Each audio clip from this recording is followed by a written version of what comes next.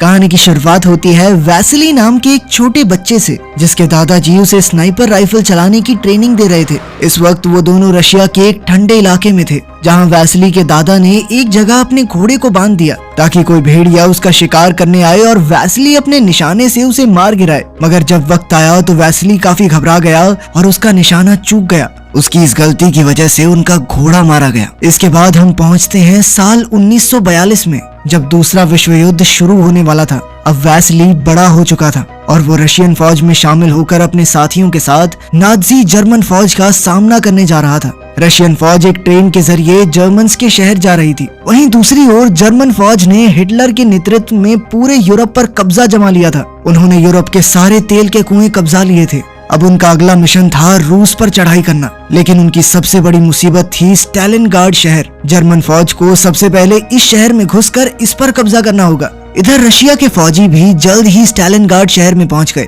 तब Russian commanders ने फौजियों को हुक्म दिया कि अगर किसी ने भी अपना फर्ज छोड़कर युद्ध से भागने की कोशिश की तो उनके साथी ही उन्हें मार डालेंगे। अगर मौत से बचना है तो उसका एक ही तरीका है, जर्मन फौज को यहाँ से खदेड़ना। इसके बाद रशियन ऑफिसर्स ने फौजियों को कश्तियों में बैठाकर दूसरी तरफ रवाना किया। उस पार जर्मन फौजी मौजूद थे और रशियंस उनका मुकाबला करने जा रहे थे। तभी उनकी नजर नदी पर पड़ी, जो उनके साथी फौजियों की लाशों से भरी हुई थी। ये देखकर वो सब बुरी तरह सहम गए। फिर जैसे ही वो किनारे तक पहुंचने वाले थे तो जर्मन प्लेन्स ने उन पर बॉम्ब्स और गोलियों से धुआंधार हमला कर दिया। जर्मन प्लेन्स ने काफी फौजियों को मार डाला और रशियंस की काफी कश्तियां डूब गई। मगर खुशकिस्मती से वैसिली नदी पार करके किनारे तक आ पहुंचा। इसके बाद कुछ और कश्तियां भी किनारे तक आने में कामयाब रहीं। वहां पहुंचकर अफसरों ने फौजियों को हथियार दिए, मगर हमले की वजह से उनके हथियार कम पड़ गए थे। इसलिए ऑफिसर्स ने हुक्म दिया कि 2 फौजी एक हथियार इस्तेमाल करेंगे। उन्होंने फौजियों को जर्मन सिपाहियों को मारकर उनके हथियार छीनने को कहा। इधर वैसिली को सिर्फ गोलियां ही मिली थी और उसके दोस्त को बंदूक मिल गई। अब उसे हथियार पाने के लिए किसी जर्मन सिपाही को मारना होगा। फिर जैसे ही ऑफिसर ने हमले का इशारा किया तो रशियन फौजियों ने जर्मन्स पर हमला बोल दिया। जर्मन्स ने बदले में बॉम्ब से हमला किया, जिससे रूसी फौज को काफी नुकसान हुआ। इसी बीच वैसिली के दोस्त की मौत हो गई तो वैसिली ने उसकी बंदूक लेने की कोशिश की, लेकिन तभी एक और फौजी ने उसे धक्का देकर उसका हथियार छीन लिया। इसी दौरान जर्मन फौज रशियंस पर भारी पड़ रही थी,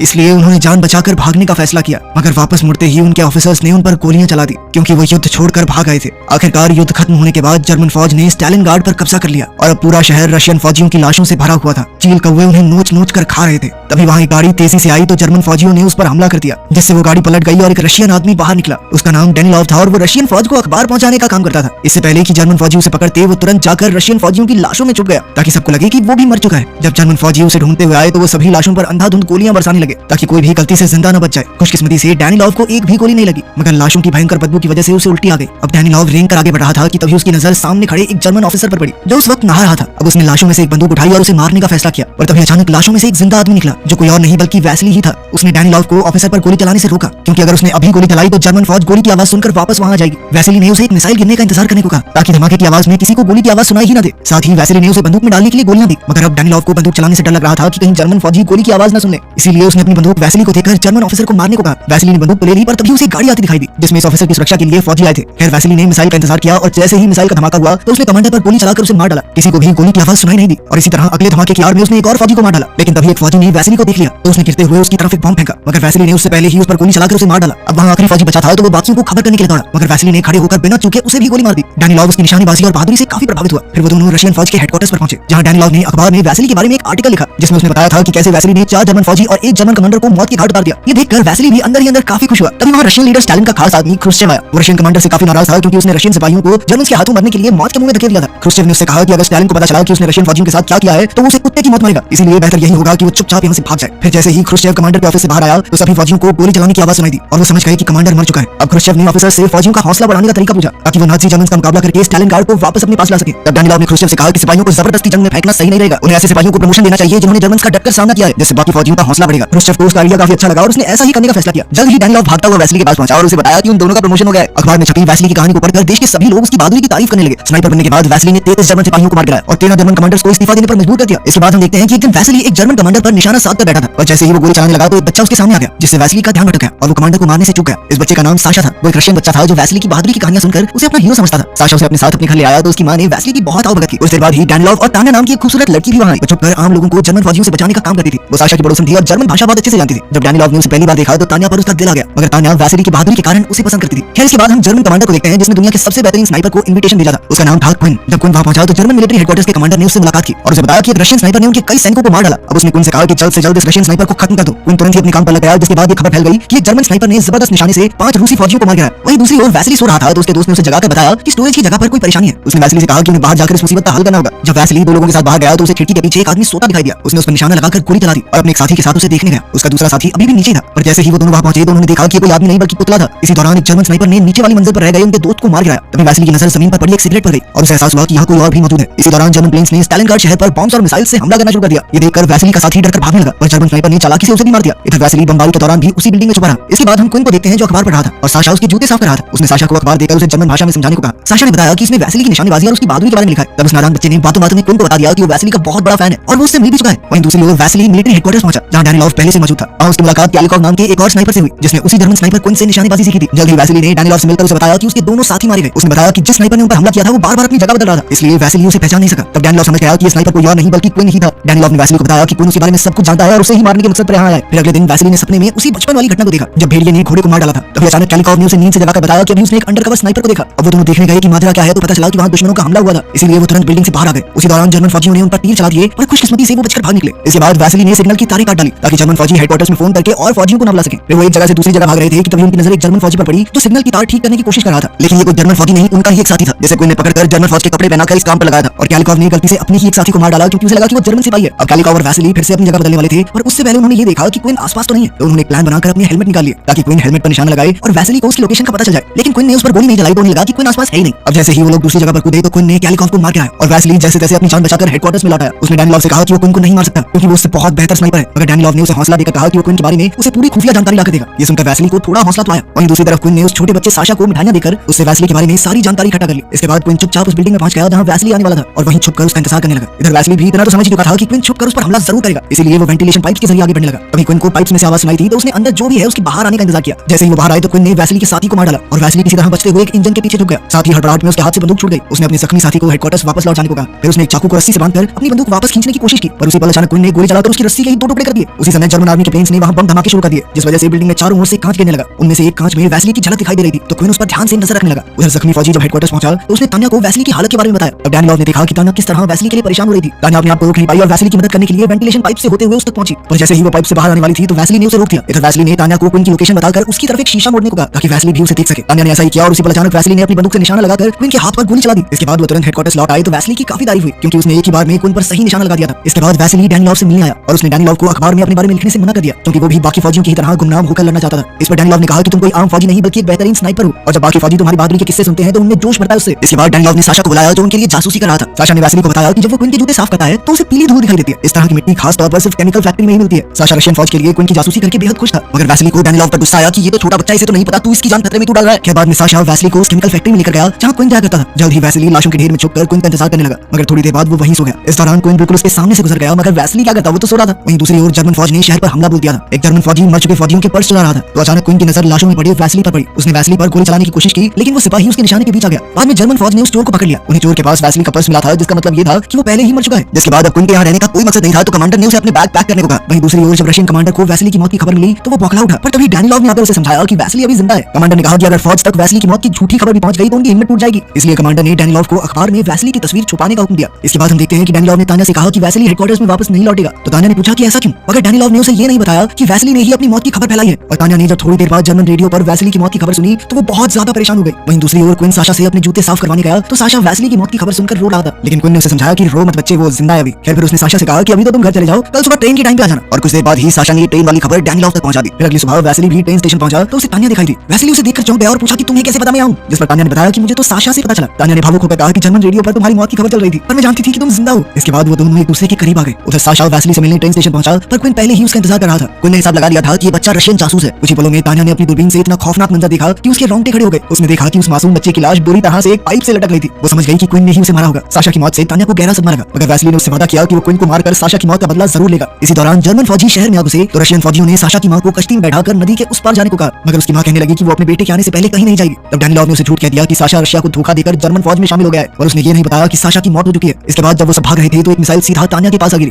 और वो बुरी तरह जख्मी हो गई। तब साशा की माँ तान्या को एक कश्ती में ले गई ताकि वो हॉस्पिटल में उसका इलाज करवा सके, और उस बेचारी ने अपने मर चुके बेटे के लिए एक नोट छोड़ा कि उस पार जा रही हूँ, जैसे ही मौका मिले तो तुम भी नदी पार करके उधर आ जाना। वहीं दूसरी ओर डैनिलॉव वैसिली के पास पहुंचा, जो ट्रेन स्टेशन पर क्विन का इंतजार कर रहा था। डैनिलॉव ने उसे खबर दी कि तान्या की मौत हो चुकी है, जिस पर वैसिली फूट फूट कर रोने लगा। इसके बाद डैनिलॉव ने क्विन को ढूंढने के चक्कर में अपनी जान की बाजी लगा दी ताकि बाद में वैसिली उसे मार सके। क्विन को तो लगा कि उसने वैसिली को मार दिया है, इसीलिए वो नीचे चेक करने लगा, लेकिन तभी उसने देखा कि वैसिली सामने से उस पर बंदूक ताने खड़ा था। अब क्विन अपनी मौत के लिए तैयार हो गया और उसने मरने से पहले वैसिली की बहादुरी के लिए उसे सैल्यूट किया। आखिरकार वैसिली ने उसे मार डाला और फिर क्विन की बंदूक उठाकर डैनिलॉव की कुर्बानी के सम्मान में उसकी लाश पर रख दी। इस घटना के 2 महीने बाद रशियन फौज ने जर्मन्स को हरा दिया। बाद में वैसिली हॉस्पिटल पहुंचा तो उसने देखा कि तान्या जिंदा थी। वो उसे देखकर बेहद